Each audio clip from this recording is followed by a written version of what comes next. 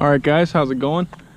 Today we'll be going over some common problems with the 98 to 02 Firebirds, but most of these will pertain to all 93 to 02 Camaros and Firebirds, but for our demonstration vehicle here we'll be using my 2001 Trans Am. So now common problems these things have, on the 98 to 02 cars, the sail panels will bubble up and you got to replace it, and that's a big pain in the ass.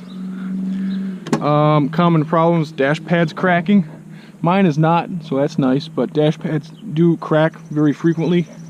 On the 98 to 02 cars, they had weaker door panels, so you'll get these hairline cracks here. On my V6 02 Firebird, these cracks are actually quite large. On this car, they're not nearly as big, but they're still there. Very, very common problem.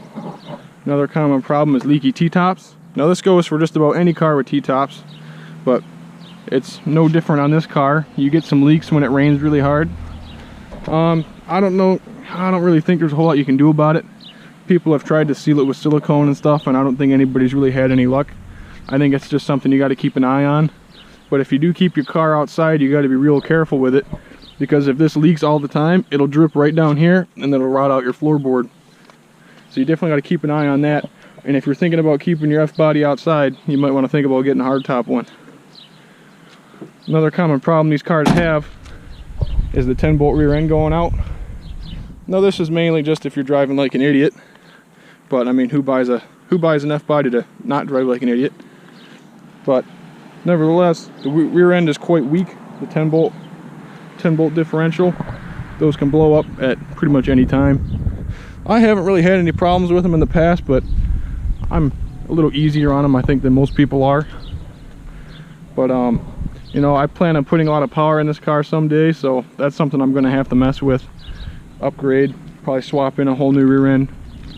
But definitely a weak point on these cars. Another weak point on these cars is the I would say paint quality. Now it got a lot better in 1999, but any F-body before 1999, the paint's probably pretty bad. The old school paint, the clear coat would fade really easy, and it just wasn't very good quality. But even on this car, the paint's not fantastic. You can see on the front bumper there, you got a lot of bugs and scratches, and a lot of it's really actually quite hard to clay bar off, and some of it like this you see here, it's kind of hard to see it in the direct sun, but you actually got a crack in the paint here, and this paint shattered. It's about the size of a, I don't know, a quarter, and it's there's nothing you can really do about that. That's just how the paint is. Now, I mean, I got to give the car a break. It is 20 years old, 100,000 miles on it. But overall paint quality, not the best. Another common problem these cars have is that taillights will fade unevenly over time. I think this is caused by water getting into one of them more than the other, and it fades them. I don't really think there's a whole lot you can do about that, but I might be trying to do a repair myself on my V6 Firebird. This one thankfully doesn't have the unevenly faded taillights, so that's definitely a plus. Another common problem these cars have is, you know, underbody rust on these can be quite extensive, and it can be quite structurally damaging.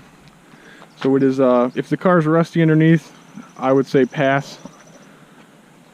This one thankfully is very clean. It was pretty well kept.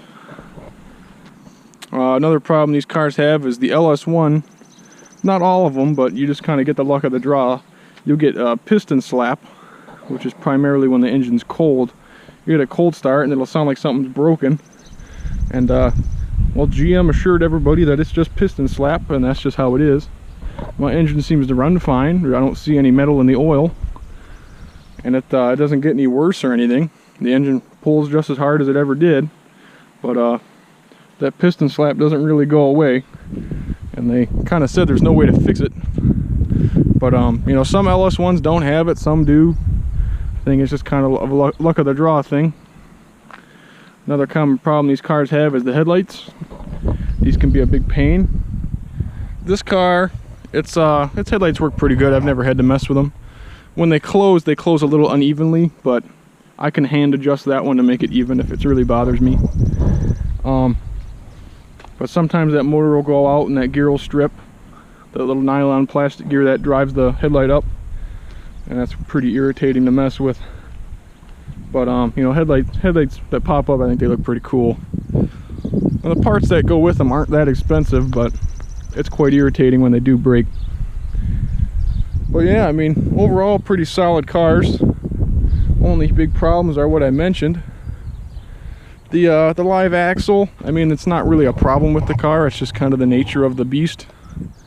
When you hit a bump under power, it'll bounce around quite a bit, so you got to be real careful with it. But that's nothing really wrong with the live axle, that's just how they are. But yeah. Thanks for watching, guys.